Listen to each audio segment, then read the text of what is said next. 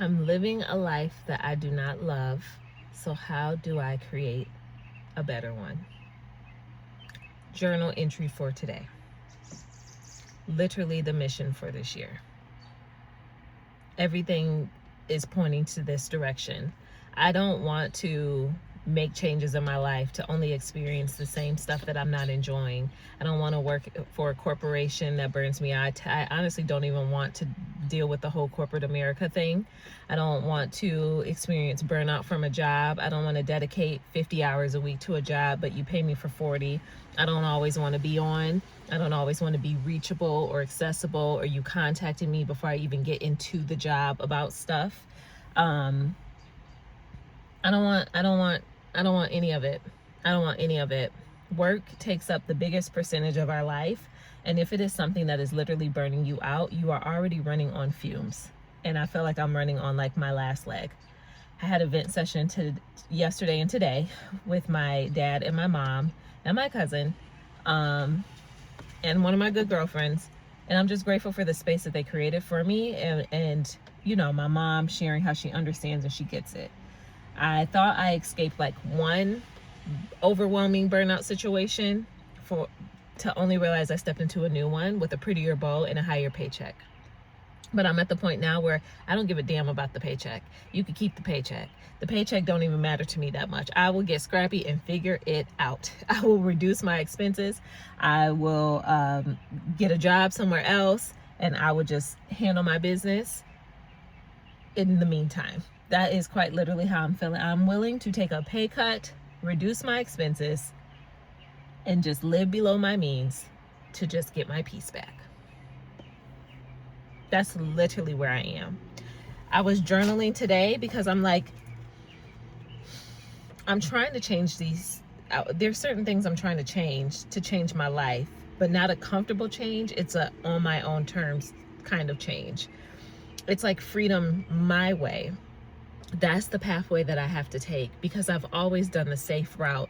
I've done the traditional route. I did what millennial women were taught to do. I went to school, I got an associate's, and then I got a bachelor's degree, and then I got a job, and then I've been in management, and then I went from retail management and operations to then healthcare, because they said healthcare is the way to go. And I had connections to the mission. I did that. And then I transitioned from that to tech because I realized I could skill stack and make more money. Did that, doubled or tripled my income, then went through layoffs. And then I felt like I had to hit the reset button. So it's like, okay, now what job we gonna apply for now? What job? It's always been a job. That's like literally been the angle and the trajectory.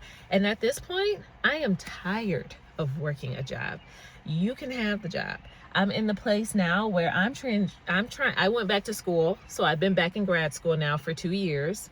I'll be done next year. I am positioning from job. I want my career. I want my career that's going to encompass my soft life, that's going to encompass freedom on my own time and on my own terms. And that is not going to cap me or give me a ceiling, because ultimately I know what I love doing and I know what I want to do. But the hard push right now is this in between what you want to do, but what you got to do to pay the bills and to make money. And we got to make sure Cardi has dog food. But in the same token, I'm like, if I got to cut back on certain things for me, if I got to figure out how to DIY these hairstyles or these nails, I will do it. I have been here before and I will go back there again, because what cost is it? What is it costing me to burn the hell out, to drain my own battery and my own life? What is the cost? Because it's not feeling like it's worth this higher paying paycheck. If I'm being honest, it's not worth it to me. It literally is not worth it to me. I would much rather make less money right now and have space, autonomy, and freedom while I'm in this transition of my life. I would much rather not manage anybody, take a step back, show up, do my job well, no other expectations of me, and then peace out, clock out at the end of the day. You're not texting me, you're not calling me, you don't need something. I'm good. I think I've checked out. I think I've truly just reached the end of my initial career path. I'm not there anymore. and just not there anymore. And it's starting to show up in my mind. It's starting to show up in my body. I like literally woke up today thinking about work. Why? This is the holiday weekend. I shouldn't be thinking about work, but I had to submit some stuff for work to make sure things were done. And this is the thing too, when you also have leaders that don't feel like true partners, it doesn't feel like a true partnership, that's frustrating as well. And I've had many of different types of managers. But it is important to me to have truly a humanness in your leadership, in your connection, communication, just different things like that. And I also think about what type of business would I want to own and run? What do I see myself doing in the future? Even stepping into therapeutic practices, do I see myself owning an entity? And if I did, how would I want the structure to be? Because I don't expect anybody to just think that their life should evolve around my business or my job.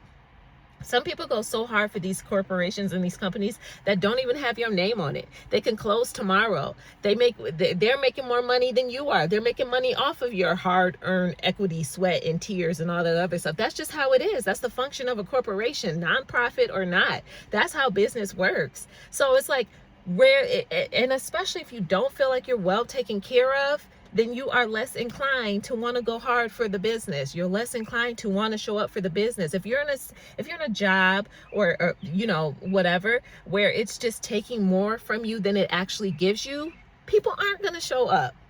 People aren't going to be interested. I wouldn't be. And those are typically the ones that I've checked out for. And I'm at a point now where I'm just like, this whole concept, over it. I'm just over all of it, because it seems like so many jobs are just the same. They're all set up the same. The structure is the same. And it's usually the companies where you are serving somebody, where there's some type of like empathetic connection to the mission, some type of emotion. And I said this before, that's like, I see it all the time in healthcare. As an employee of healthcare previously, they will drain the hell out of you. They will drain the hell out of you to take it and refill it up to the patient that you're serving. I mean, you get left with crumbs sometimes, depending on your role and what you're doing. But commonly those fields, that's how they function. Fields where there's some type of like servantship, like going out. I have very rarely worked only that unicorn job, maybe one or two jobs, to be honest, where they really cared for us. They took care of the employees. They poured back into us. We saw the value of our work, and it made us want to work harder. I don't understand how people don't understand that concept either. That really like mind boggles me. And I know that there's different types of leaders as well out here, and we all can lead very differently. But I really hope more people in those positions really start to do a self-check a little bit more. What type of structure have you even created for people? Is it even enjoyable? Are you favoring people more than others? Do you actually have a cohesive flow? Do people feel rewarded for the work they're doing? Honestly, if people don't feel any of those things, why would you expect people to show up at 110%? Girl, they probably barely want to even give 85% at this point. I know I'm in a position now where I don't give more than what I need to. I'm going to give what you pay me to give. And I'm not working more than what you need me to work. If I'm salaried at 40, do not ask me to work 50. I'm not doing it. And you literally can't make anyone do that either. That's so crazy to me. And like, this is the world we live in. This is how things are set up now. I'm just not with it.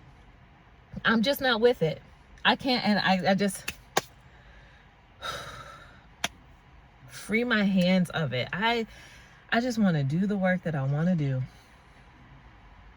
That's what I want to do. I want to do the work that I want to do. I want a day where I can be creative, a day where I don't have to clock in, where nobody's bothering me. I want to look forward to the Tuesday where I can just focus and zone out, write my Substack, record my videos on here, coach clients. I cannot wait. And I keep saying I cannot wait. And then it makes me wonder, well, can you do it now? Can you just take the leap and start doing it now? What is the wait? Like, what is the wait, Renee? Because I wrote down on here, I'm living a life that I don't love. So how do I create a better one? And if I know what better looks like and what better feels like, then why do you keep thinking that you have to create some type of bridge before the better? Why don't you just start working on the better? But maybe the bridge is what can sustain you, even if it is a reduction. Because sometimes a bigger salary ain't always a bigger blessing. Sometimes more is just more. More doesn't always mean better. Sometimes more can just be more, and you don't know what that more is costing. You don't know what that more is taking from you. You don't know until you know. You don't know until you know, until you sit down and you feel and you analyze and you assess. Why does my body feel off? Why is my stomach in knots? Why do I have heart palpitations? Why did I wake up thinking about work? Why am I responding to work texts 3 hours before I even got to get there? Why am I always on? Why am I here at 7 a.m. and then they want me to also stay until 8 p.m. for something? Like, why? Why? You don't know until you know. And when you know, that's when you apply the awareness and the wisdom. And you do what you got to do. You do what you got to do. I'll say, like, I'm so grateful that in this weird, crazy, this has just been a crazy, I mean, honestly, probably since the end of the summer, it's been a crazy, like, 7-8 months with jobs. This has been probably the craziest I've experienced. And I'm like, And then I don't know if it's because I'm deeper in my 30s now. I just tolerate less, and I communicate it. I'll tell you no. I will tell you no. If this is out of scope, out of step, out of expansion, I will respectfully tell you no. If something's just not working anymore, I leave. I did it a couple months ago. I'll do it again. I will do it again. And the peace that I had those couple months ago, oh my gosh.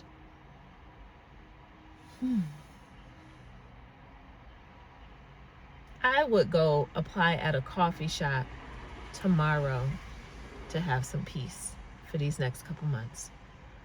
And like I said, I know I'm in a transition with school, so I have some school expectations coming up with, like, practicum and my internship hours and things like that. So I know I'm not in this space in this moment for a long time, but I want this time to be what I want it to be. I want it to be freedom on Renee's terms. Like, I want to start my business. I want to start my coaching practice. I want to start holding space for my ladies.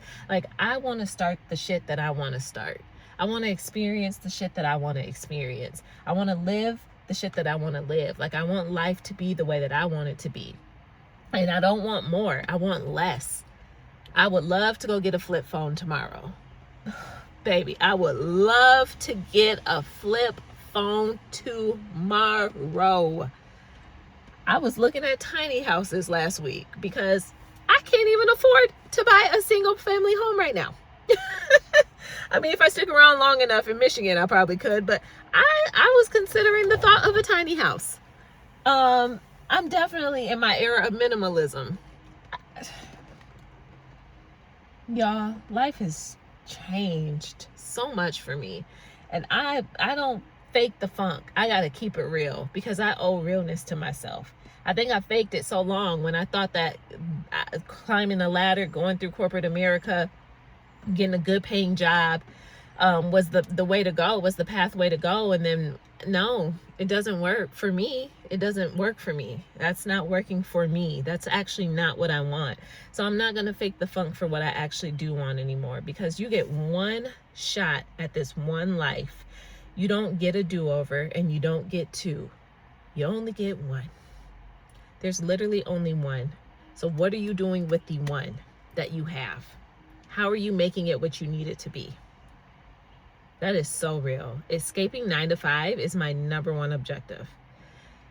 My number one objective. My number 2 is saving and rebuilding my money.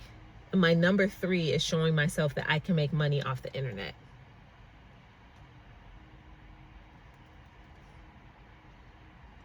Those are like my top 3.